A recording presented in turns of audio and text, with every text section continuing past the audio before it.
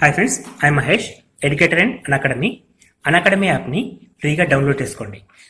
Display మీద కనబడుతున్న ఈ లింక్ని కింద డిస్క్రిప్షన్ బాక్స్లో ఇవ్వడం జరిగింది. ఆ లింక్ని మీరు క్లిక్ చేయడం ద్వారా మమ్మల్ని ఫాలో చేయవచ్చు. అండ్ మేము అర్థమెటిక్స్ అండ్ రీజనింగ్ నుంచి ప్రతి టాపిక్ పైన షార్ట్కట్స్తో కూడిన ట్రిక్స్ని అప్లోడ్ చేయడం జరుగుతుంది. ఛానల్ యొక్క అప్డేట్స్ని పొందాలనుకుంటే సబ్స్క్రైబ్ బటన్ పైన క్లిక్ చేయండి, పక్కనున్న బెల్ ఐకాన్ పైన క్లిక్ చేయండి. ఏబిసిడి దీర్ఘచతురస్రంలో ఓ అనేది ఏదైనా ఒక బిందువు అయితే క్రింది వానిలో ఏది అసత్యం అని ఇచ్చాడు. సో ఏబిసిడి దీర్ఘచతురస్రంలో ఏబిసిడి దీర్ఘచతురస్రంలో ఓ అనేది ఏదైనా బిందువు ఎక్కడైనా తీసుకోవచ్చు. ఇక్కడ తీసుకుంటున్నా, ఇది ఓ. సో ఇక్కడ ఏమంటుండంటే క్రింది వానిలో ఏది అసత్యం అని ఇచ్చాడు. ఏది అసత్యం అని ఇచ్చినప్పుడు ఫస్ట్ స్టేట్మెంట్స్ రైటా తప్ప చెక్ చేసుకుందామండి. సో ఏది అసత్యం అంటే OA square equal to OB square which is equal to OC square equal to OD square. OA అంటే ఈ వాల్యూ అండి, అండ్ ఓబీ స్క్వేర్ అంటే ఈ పైన value. OA square equal to OB square and OC square equal to OD square. ఈ అంటే ఈ మొత్తం విలువకు సమానంగా ఉంటుందండి. ఎందుకంటే దీర్ఘచతురం కాబట్టి ఈ లెంత్ సమానం, ఈ రెండు లెంత్ సమానమైనప్పుడు మనం ఇది తీసుకున్న ఈ టోటల్ మొత్తం ఈక్వల్గా రావడం జరుగుతుంది. పాయింట్ ఎక్కడున్నా సరే OA square plus OB square equal to OD square plus OC square అనేది పాసిబుల్ అవుతుంది కాబట్టి ఇది రైట్ అండి condition. Next OB square plus OD square. OB అంటే ఇదండి, ఓడి అంటే ఇది. దీనికి ఓఏ ప్లస్ ఓసీ కానవసరం లేదు, ఇది కానవసరం లేదు. Next OC square plus OB square. OC square plus OB square అంటే చిన్నగా ఉంది, ఆటోమేటిక్గా పెద్దగా ఉంది. ఇది కూడా స్టేట్మెంట్ కరెక్ట్ కానవసరం లేదు. Next one OA square minus OB square equal to OC square minus OD square.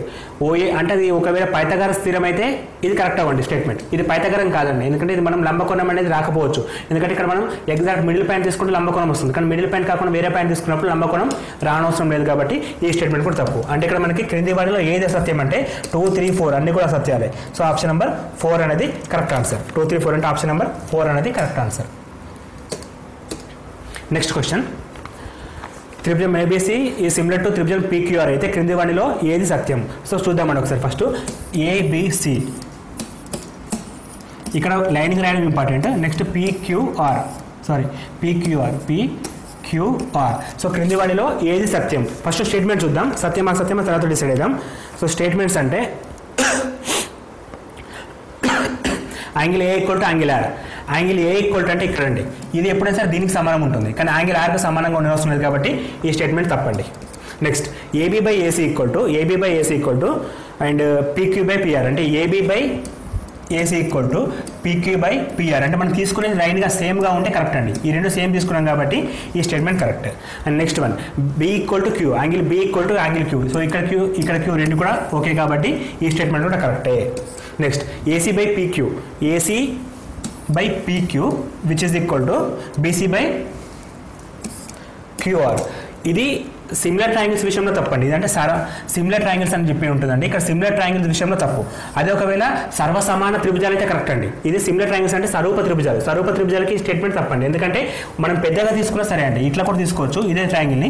First 3 cases okay అవుతాయి, కానీ లాస్ట్ కండిషన్ మాత్రం ఫాల్స్ అవుతుంది. ఎందుకంటే ఇది సర్వసమాన త్రిభుజాలు కావు, స్వరూప త్రిభుజాలు మాత్రమే. సిమిలారిటీ అంటే స్వరూపత, నాట్ సర్వసమానం. సో మనం ఈ స్టేట్మెంట్ని తప్పని చెప్పి తీసుకుంటాం. సో మనకు క్లియర్గా ఏవి సత్యం అని అడిగాడు కాబట్టి 2 and 3 అంటే ఆప్షన్ నెంబర్ 3 అనేది కరెక్ట్ ఆన్సర్ అండి. నెక్స్ట్ క్వశ్చన్, క్రింది వాటిలో ఏది సత్యం. ఓకే, బాహ్య బిందువు నుండి ఒక వృత్తానికి 2 స్పర్శరేఖలు గీయచ్చు. ఒక వృత్తానికి బాహ్య బిందువు నుంచి మ్యాక్సిమం 2 గీయచ్చండి. So first case correct. సెకండ్ది వృత్త పరిధి పైన ఉన్న బిందువు నుండి వృత్తానికి ఒకే స్పర్శరేఖ గీయడం. వృత్త పరిధి పైన అంటే ఇక్కడండి, దీని నుంచి ఒక వృత్తానికి కేవలం ఒకటి మాత్రమే గీయగలం, ఎందుకంటే ఇక్కడ పాయింట్ ఇదే కాబట్టి దీనికి ఒకటే మాత్రం గీయగలుగుతాం. సో ఇది కూడా కరెక్టేనండి. నెక్స్ట్ వన్ దత్త స్పర్శరేఖకు సమాంతరంగా 2 స్పర్శరేఖలను గీయవచ్చు. దత్త స్పర్శరేఖకు సమానంగా 2 స్పర్శరేఖలను గీయవచ్చు. సో దత్తరేఖకు సమానంగా 2 రేఖలు అంటే ఒక లైన్ తీసుకుంటే దీనికి సర్వసమానంగా 2 లైన్స్ గీయచ్చండి మనం. సో దీనికి పైన ఒకటి కింద ఒకటి లేదా సైడ్ తీసుకున్న ఒక రెండు మాత్రం ఈక్వల్గా గీయచ్చు కాబట్టి స్పర్శరేఖల్ని ఇది కూడా కరెక్టే. దత్త స్పర్శరేఖకు లంబంగా రెండు స్పర్శరేఖలను మాత్రమే గీయగలం, రెండు గీయలేమండి, కేవలం ఒకటి మాత్రమే గీయగలుగుతాం. ఎందుకంటే లంబంగా మాత్రం ఒకటే చేస్తాం. ఇప్పుడు దత్త స్పర్శరేఖ అంటే లంబంగా అంటే ఇక్కడ మాత్రమే గీయగలుగుతాం. సో ఈ స్టేట్మెంట్ తప్పు. రెండు గీయగలం అనేది కరెక్ట్, ఒకటి మాత్రమే గీయగలం అనేది తప్పండి. సో మనకి ఆప్షన్ నెంబర్ 1 అనేది కరెక్ట్. అడిగిన క్వశ్చన్ ఏంటంటే ఏవి సత్యం, 3 కరెక్ట్, లాస్ట్ 1 తప్పు. అంటే 1, 2, 3 అనేది కరెక్ట్ కాబట్టి ఆప్షన్ నెంబర్ 1 అనేది తీసుకోవచ్చు ఇక్కడ. నెక్స్ట్ క్వశ్చన్, త్రిభుజం ఏబీసీలో AD is parallel to BC అయితే క్రింది వాటిలో ఏవి సత్యం. సో ఏబీసీ త్రిభుజం తీసుకుందాం. ABC, AD is parallel to BC, AD is parallel to BC. Okay, first case AB square plus CD square equal to AC square plus BD square అని చెప్పి mention చేశాడు. AB square plus BC square అంటే AB square అంటే ఈ కర్ణం అండి, plus CD square ఈ కర్ణం, which is equal to AB square plus CD square equal to AC square plus BD square. తప్పండి ఈ విషయం. కర్ణము స్క్వేర్ ఈక్వల్ టు భుజము స్క్వేర్ ప్లస్ భుజము స్క్వేర్ రాసుకోవచ్చు, కానీ ఇక్కడ ఈ కర్ణము స్క్వేర్ ఈక్వల్ టు ఈ భుజము స్క్వేర్ కండి ఈ భుజం స్క్వేర్ రాయాల్సి వస్తుంది. సో ఆ స్టేట్మెంట్ తప్పు తీసుకోవచ్చు మనం. అంటే ఇది ఫస్ట్ కండిషన్ తప్పు. ఇట్లా కాకుండా ఇట్లా కూడా డ్రా చేసుకోవచ్చు,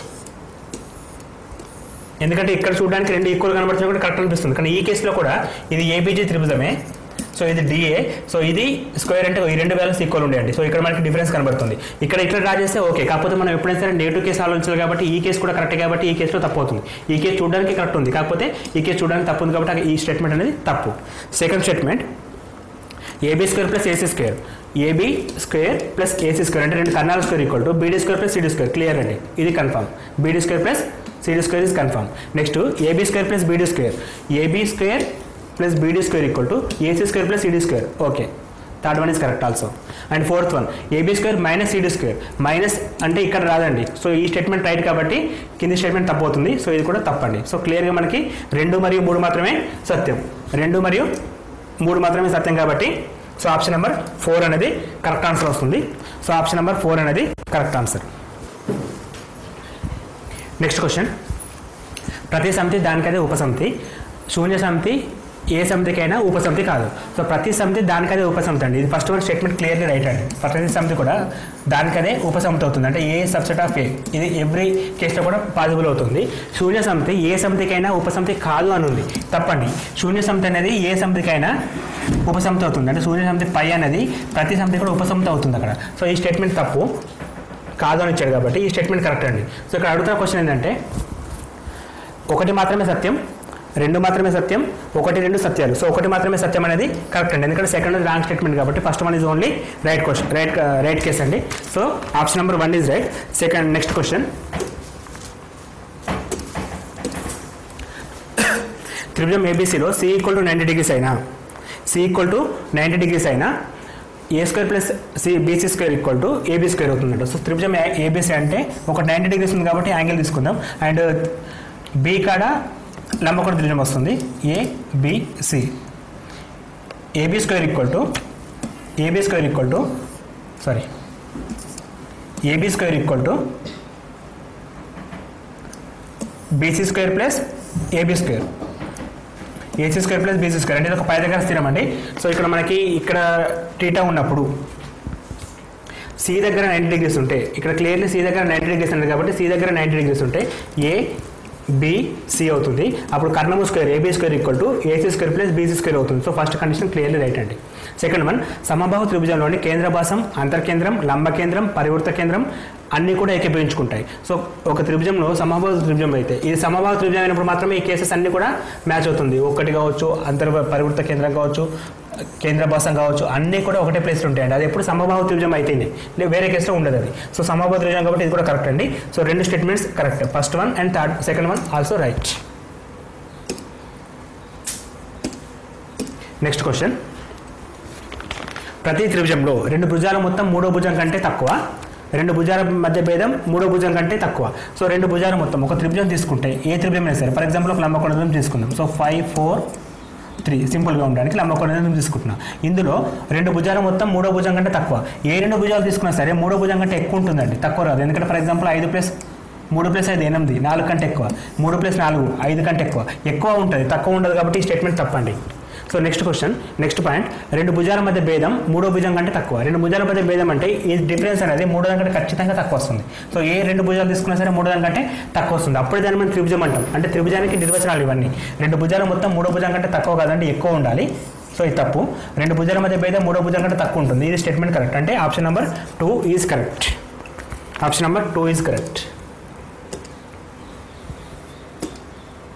నెక్స్ట్ క్వశ్చన్, 3 వరుస ధనపూర్ణ సంఖ్యల మొత్తం 3 చే నిశ్చయంగా భాగించబడుతుంది. సో 3 వరుస ధనపూర్ణ సంఖ్యలు, ఫర్ ఎగ్జాంపుల్ 2 3 4 తీసుకుంటే 2 + 3 + 4 అంటే 5 + 4 9. ఇది కంపల్సరీ 3 తోటి డివిజిబుల్ అవుతుంది. ఈ 3 కాదు, మనం ఏ 3 నెంబర్ తీసుకున్నా సరే ఆ 3 నెంబర్స్ అనేది 3 తోటి ఖచ్చితంగా డివిజిబుల్ అవుతుంది వాటి మొత్తం. అండ్ వాటి లబ్ధం 6 తోటి నిశ్చయంగా భాగించబడుతుంది. అంటే 6 తోటి. ఫర్ ఎగ్జాంపుల్ 2 × 3 × 4 2 × 3 × 4 అంటే 6 4 24 24/6. ఈ 6 అంటే ఈ నెంబర్స్ కాకుండా మనం ఏ నెంబర్ తీసుకున్నా సరే ఈ రెండు కేసులు సక్సెస్ఫుల్గా ఎగ్జిక్యూట్ చేయొచ్చు. కాబట్టి ఈ రెండు కండిషన్స్ కరెక్టే. కాబట్టి ఆప్షన్ నెంబర్ 3 అనేది final answer. Next question, x, y మరియు z ప్రధాన సంఖ్యలు, ఏబీలు రెండు ధనపూర్ణ సంఖ్యలు, a = x³ y², b = x y³ z రాసిన a, b ల కాసాగు. ఎల్సిఎం అడుగుతున్నాడు. ఇక్కడ స్క్వేరింగ్ మెథడ్ అండి. మనం ఆల్రెడీ ఎల్సిఎం అనే కాన్సెప్ట్లో క్లియర్గా మెన్షన్ చేసాం. సో స్క్వేరింగ్ మెథడ్లో ఆల్ అండ్ హైయెస్ట్ తీసుకోవాలి, అన్ని తీసుకోవాలి అండ్ హైయెస్ట్ వాల్యూ తీసుకోవాలి. అంటే ఆల్ అండ్ హైయెస్ట్ అనే ఫార్ములా అండి. సో ఆల్ అండ్ హైయెస్ట్ ఇది ఎల్సిఎం. అదే హెచ్సిఎఫ్ అయితే కామన్ అండ్ లీస్ట్ అని తీసుకుంటాం. అంటే తక్కువ వాల్యూస్ తీసుకుంటాం. ఇక్కడ all and highest values. So all అంటే x, y, z 3 ఉండాలి. సో x, y, z 3 ఉన్నప్పుడు మళ్ళీ హైయెస్ట్ వాల్యూస్ అంటే x³ y² అండ్ z 1 అండి. So option number 3. దీనికే హెచ్సిఎఫ్ ఏమవుతుంది అంటే కామన్. అంటే కామన్ అంటే ఇక్కడ x5 ఉంది, ఇక్కడ xyz ఉంది. ఫస్ట్ కామన్ అండి xy. లీస్ట్ వాల్యూస్ అంటే x³ ఉంది, ఇక్కడ x ఉంది, లీస్ట్ 1 y² ఉంది, ఇక్కడ y³ ఉంది అంటే y² అవుతుంది. సో ఇది వచ్చేసి హెచ్సిఎఫ్ అండి. ఇదేమో ఎల్సిఎం. మనకి ఎల్సిఎం అడిగింది కాబట్టి first one third one correct. Next question, శూన్యేతర అకర్ణీయ సంఖ్య మరియు కరణీయ సంఖ్యల లబ్ధం. సో శూన్యేతర అకర్ణీయ సంఖ్య ఒక ఎగ్జాంపుల్ తీసుకుందాం. అకర్ణీయ సంఖ్య 3, కరెంట్ సంఖ్య √5 తీసుకుందాం. సో వీటి లబ్ధం 3√5 అవుతుంది. ఈ కేసు ఎప్పుడైనా సరే ఒక అకర్ణీయ సంఖ్యనే చూపిస్తుంది మళ్ళీ. అంటే మళ్ళీ మనకి ఎల్లప్పుడూ ఒక కరణీయ సంఖ్యనే వస్తుంది. ఎల్లప్పుడూ ఒక కరణీయ సంఖ్య రావడం జరుగుతుంది. అంటే ఒక కర్ణీయ సంఖ్య ఒక కర్ణీయ సంఖ్యల లబ్ధం ఎల్లప్పుడూ కరణీయ సంఖ్యనే అవుతుంది. సో ఫస్ట్ వన్ కర్ణీయ సంఖ్య. అకర్ణీయ సంఖ్య కాదు, ఇది కాదు, ఇది కూడా కాదండి. సో మనకు ఆప్షన్ ఓన్లీ 1 కరెక్ట్. సో ఇది జతపరచుడు కాదు కాబట్టి first one is right answer. ఎల్లప్పుడు కూడా ఒక కర్ణీయ సంఖ్యనే. నెక్స్ట్ క్వశ్చన్, 65 మరియు 117ల గాసాబా 65m - 117 అయితే m విలువ ఎంత? సో ఫస్ట్ మనకు హెచ్సిఎఫ్ ఫైండ్ అవుట్ చేద్దామండి. 65 117కి హెచ్సిఎఫ్. సో 65 1 65, ఇది 13 + 15 అంటే 52 వస్తుంది. అండ్ 65. సో 65 55 1 52, 13 ఉంటుంది. 13 అంటే 52 క్రాస్ చేసుకుంటాం. సో 13 4 52. సో మనకి ఇక్కడ 0 వచ్చినప్పుడు ఇక్కడ ఉండేది మనకి హెచ్సిఎఫ్ అవుతుంది. సో ఈ రెండు నెంబర్స్కి హెచ్సిఎఫ్ ఎంత వచ్చింది మనకి? 13 వచ్చిందండి. So HCF is 13. So HCF 13 వచ్చిన తర్వాత వాటికి ఇచ్చిన వాల్యూ ఎంత? 65 - ఇదని మనకి ఇచ్చాడు. ఇప్పుడు మనకు వచ్చింది 13. కంపేర్ చేస్తే 65m = 117 ఇట్ వస్తే ప్లస్ అవుతుంది. 13 + 117 13 + 117 అంటే 130. 65m = 130. అప్పుడు m = 130/65. 65 1 65 2. సో m వాల్యూ మనకి క్లియర్గా 2 అని చెప్పి రావడం జరుగుతుంది. Answer is 2 is correct. Next question, k-1 × x² + kx + 1 వర్గ బహుపదికి ఒక శూన్య విలువ -3 అయితే k విలువ. సో ఎప్పుడైతే వర్గ బహుపదికి ఒక శూన్య విలువ అని ఇచ్చినప్పుడు మనం P(-3) = 0 రాసుకోవచ్చు. దీన్ని P(x) తో కంపేర్ చేసుకుంటే P(-3) = 0 రాయొచ్చు. సో P(-3) = ఏమవుతుందంటే ఎక్కడ x వాల్యూ ఉందో అక్కడ -3 రాయాలి. అంటే k-1 × x² అంటే -3² ప్లస్ k అంటే k, x అంటే -3 + 1 = 0 రాసుకుంటాం. సో k-1 -3 హోల్ స్క్వేర్ అంటే 9 అండి. 9 × k 9k, 9 × -1 -9, plus into minus -3k + 1 = 0. 9k - 3k 6k, -1 -9 + 1 -8 = 0. 6k = 8, k = 4/3. So k value 4/3. First option is correct. Simple క్యాలిక్యులేషనే, జస్ట్ వాల్యూ సబ్స్టిట్యూట్ చేసి find out చేస్తే సరిపోతుంది.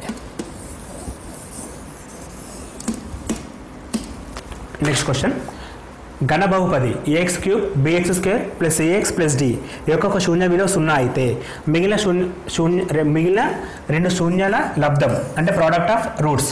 So first ఇది cubic route, ఇలా ఒక విలువ 0 అని చెప్పి ఇచ్చిండు. సో అప్పుడు మనం P(0) రాసుకోవచ్చు. P(0) రాస్తే మనకి ఈక్వేషన్ అనేది ax² + bx + c రూపంలోకి కన్వర్ట్ అవుతుంది. ఎందుకంటే ఫస్ట్ ఇచ్చింది క్యూబిక్ రూట్, మనం ఒక వాల్యూ 0 రాసినప్పుడు అది స్క్వేర్ రూట్కి కన్వర్ట్ అవుతుంది. సో ఫస్ట్ ఈక్వేషన్ వచ్చేసి ax² + bx + c. ఇప్పుడు దీనికి product of fruits, so product of fruits అంటే c/a, అండ్ దీనికి సమ్ ఆఫ్ ఫ్రూట్స్ అంటే -b/a. సో మన ప్రోడక్ట్ ఆఫ్ ఫ్రూట్స్ అండి కాబట్టి c/a అని రాసుకోవచ్చు. Option 2 is correct, c/a. అకర్ణీయ సంఖ్య 14587/1250లో ఎన్ని దశాంశ స్థానాల తర్వాత అంతమవుతుంది? సో మనం ఇంతకుముందు కూడా క్వశ్చన్ డిస్కస్ చేసాం, సేమ్ క్వశ్చన్ అండి. ఎన్ని దశాంశ స్థానాల తర్వాత అంతమవుతుంది అంటే మనం ఏం చేయాలి, కింద 5×2² రాయాలి. 5×2² అంటే మనకి ఇచ్చిన నెంబర్ వచ్చేసి 1250. సో దీన్ని మనం ఏం రాయొచ్చు, 14587/125 × 10 రాయొచ్చు. 125 అంటే 5³ × 10 అంటే 5×2 వస్తుందండి, 5×2 వస్తుంది. So clearly 5⁴ × 2. సో × 2 ఉన్నప్పుడు ఇక్కడ మనకి 4 రావాలి అంటే దీన్ని ×2³ తోటి మల్టిప్లికేషన్ చేయాలి. ×2³ అంటే పైన కూడా 2³, పైన వాల్యూతో మనకు సంబంధం లేదు, కింద వాల్యూ మాత్రం సంబంధం. సో 5⁴ వచ్చింది, ఇక్కడ 2 ఉంది, ఇంకో 2³ చేస్తే 2⁴ అవుతుంది. సో ఇక్కడ మనకి 4 అంటే 10⁴ కన్వర్ట్ చేసుకోవచ్చు. ఇక్కడ మనకి 4 ఉంది కాబట్టి 4 దశాంశ స్థానాల తర్వాత అంతమవుతుంది. దశాంశం తర్వాత 4 స్థానాలు అంటే 4 దశాంశ స్థానాల తర్వాత అంతమవుతుంది. సేమ్ క్వశ్చన్ ఇంతకుముందుకు ఎగ్జాంపుల్ చేసినాం, అక్కడ ఆన్సర్ 2 దశాంశ స్థానాలు వచ్చింది, ఇక్కడ 4. అంటే ఇక్కడ మనకు కావాల్సింది 5⁴ something which is equal to 5⁴ × 2 అండి. అంటే దీని వాల్యూ ఇంత. సో మనకి మొత్తం తెలియదు కాబట్టి దీన్ని క్యూబ్లో కన్వర్ట్ చేసినా, × 10 అంటే రాసేసినాం, దీన్ని 4 చేసినాం, ×2 తో ఇక్కడ 2 ఉన్నప్పుడు 2⁴ కావాలి కాబట్టి 2³ తోటి డివైడెడ్ మల్టిప్లికేషన్ చేసేసినాం. సో 5⁴ × 2⁴. సో మనకు రిక్వైర్డ్ ఆన్సర్ ఇస్ 4 అండి. 4 అంటే 4 పాయింట్స్ అంటే 4 పాయింట్స్ అంటే 4 సంవత్సరాలు.